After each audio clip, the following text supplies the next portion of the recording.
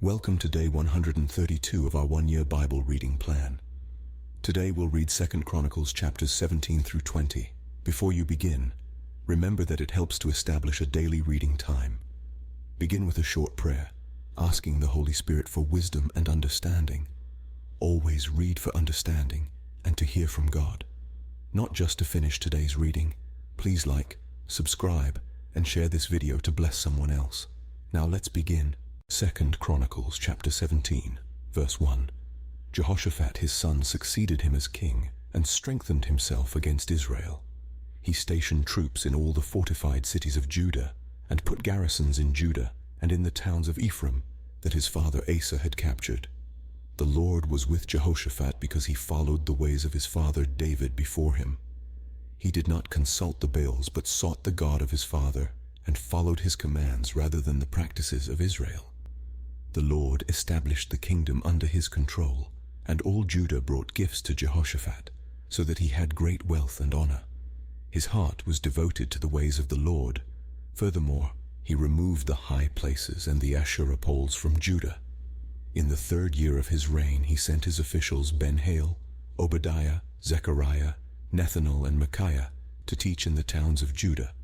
With them were certain Levites, Shemaiah, Nethaniah, Zebediah, Asahel, Shemiramoth, Jehonathan, Adonijah, Tobijah, and Tobadonijah, and the priests Elishama and Jehoram. They taught throughout Judah, taking with them the book of the law of the Lord. They went around to all the towns of Judah and taught the people. Verse 10. The fear of the Lord fell on all the kingdoms of the lands surrounding Judah, so that they did not go to war against Jehoshaphat. Some Philistines brought Jehoshaphat gifts and silver as tribute, and the Arabs brought him flocks, 7,700 rams and 7,700 goats. Jehoshaphat became more and more powerful. He built forts and store cities in Judah, and had large supplies in the towns of Judah. He also kept experienced fighting men in Jerusalem. Their enrollment by families was as follows. From Judah, commanders of units of 1,000, Adnah the commander, with 300,000 fighting men.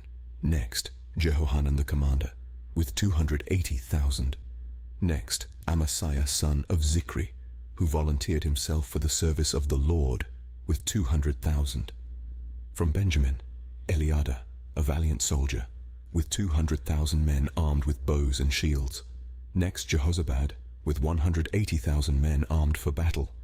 These were the men who served the king, besides those he stationed in the fortified cities throughout Judah. 2 Chronicles chapter 18, verse 1. Now Jehoshaphat had great wealth and honor, and he allied himself with Ahab by marriage. Some years later he went down to see Ahab in Samaria.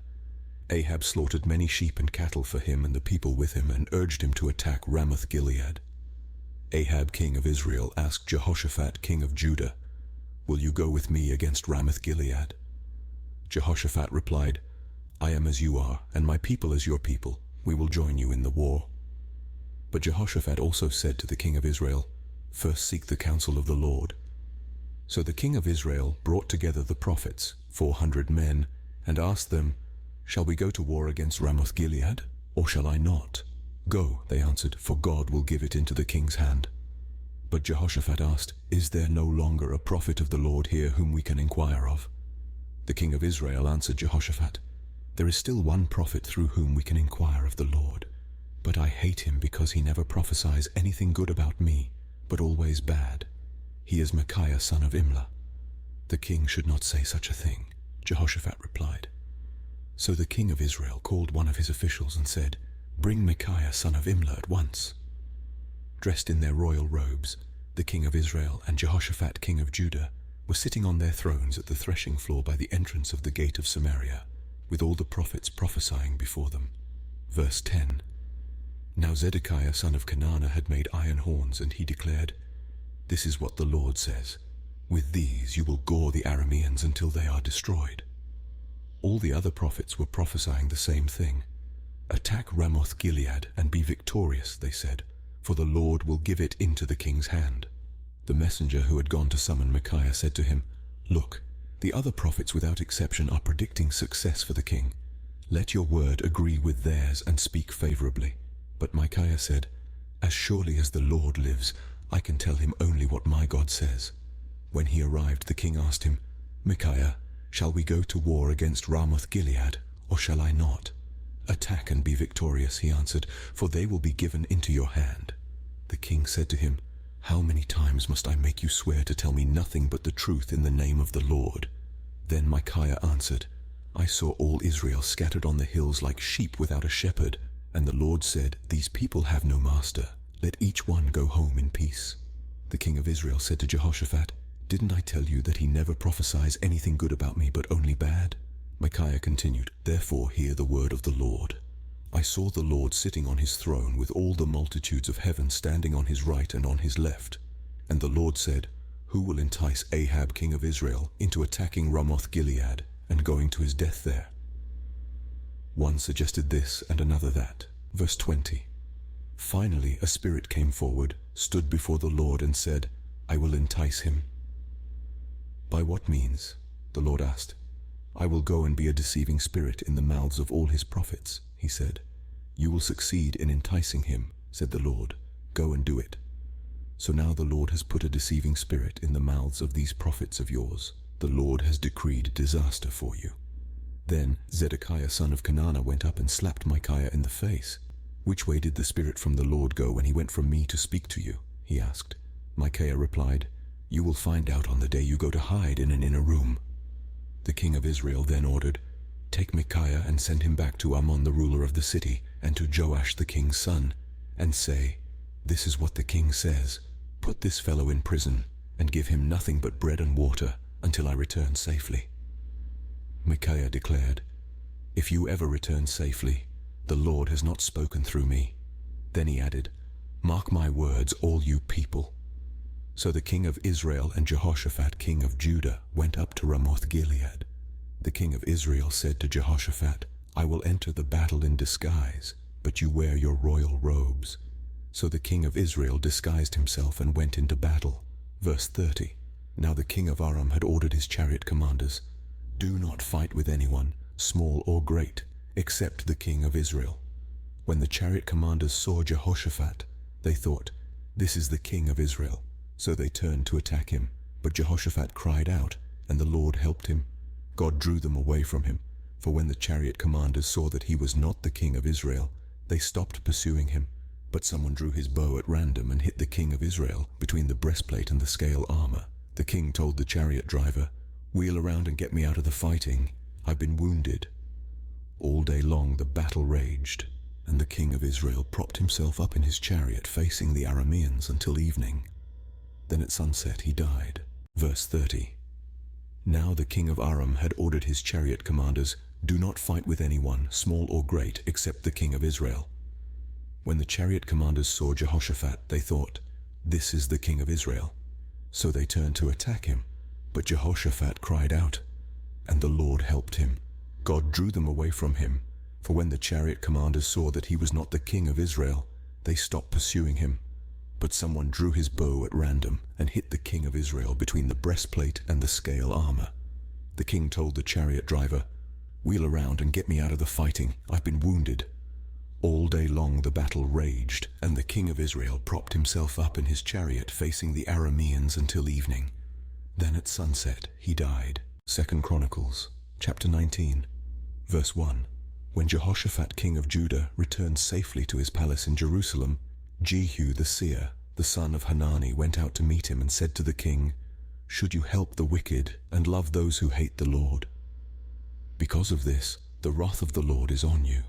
There is, however, some good in you, for you have rid the land of the Asherah poles and have set your heart on seeking God." Jehoshaphat lived in Jerusalem, and he went out again among the people from Beersheba to the hill country of Ephraim, and turned them back to the Lord, the God of their ancestors. He appointed judges in the land, in each of the fortified cities of Judah. He told them, "Consider carefully what you do, because you are not judging for mere mortals, but for the Lord, who is with you whenever you give a verdict. Now let the fear of the Lord be on you. Judge carefully, for with the Lord our God there is no injustice or partiality or bribery." In Jerusalem also, Jehoshaphat appointed some of the Levites, priests and heads of Israelite families, to administer the law of the Lord and to settle disputes. and they lived in Jerusalem. He gave them these orders: "You must serve faithfully and wholeheartedly in the fear of the Lord." Verse 10. "In every case that comes before you from your people who live in the cities, whether bloodshed or other concerns of the law, commands, decrees, or regulations, you are to warn them not to sin against the Lord. Otherwise his wrath will come on you and your people. Do this, and you will not sin. Amariah the chief priest will be over you in any matter concerning the Lord, and Zebediah son of Ishmael, the leader of the tribe of Judah, will be over you in any matter concerning the king, and the Levites will serve as officials before you. Act with courage, and may the Lord be with those who do well." 2 Chronicles, chapter 20, verse 1. After this, the Moabites and Ammonites with some of the Meunites came to wage war against Jehoshaphat. Some people came and told Jehoshaphat, "A vast army is coming against you from Edom, from the other side of the Dead Sea. It is already in Hazazon Tamar," that is, En-Gedi. Alarmed, Jehoshaphat resolved to inquire of the Lord, and he proclaimed a fast for all Judah. The people of Judah came together to seek help from the Lord. Indeed, they came from every town in Judah to seek him. Then Jehoshaphat stood up in the assembly of Judah and Jerusalem at the temple of the Lord, in the front of the new courtyard, and said, "Lord, the God of our ancestors, are you not the God who is in heaven? You rule over all the kingdoms of the nations. Power and might are in your hand, and no one can withstand you. Our God, did you not drive out the inhabitants of this land before your people Israel, and give it forever to the descendants of Abraham your friend? They have lived in it, and have built in it a sanctuary for your name, saying, 'If calamity comes upon us, whether the sword of judgment, or plague, or famine, we will stand in your presence before this temple that bears your name, and will cry out to you in our distress, and you will hear us and save us.'" Verse 10. "But now here are men from Ammon, Moab, and Mount Seir, whose territory you would not allow Israel to invade when they came from Egypt. So they turned away from them and did not destroy them. See how they are repaying us by coming to drive us out of the possession you gave us as an inheritance. Our God, will you not judge them? For we have no power to face this vast army that is attacking us. We do not know what to do, but our eyes are on you." All the men of Judah, with their wives and children and little ones, stood there before the Lord.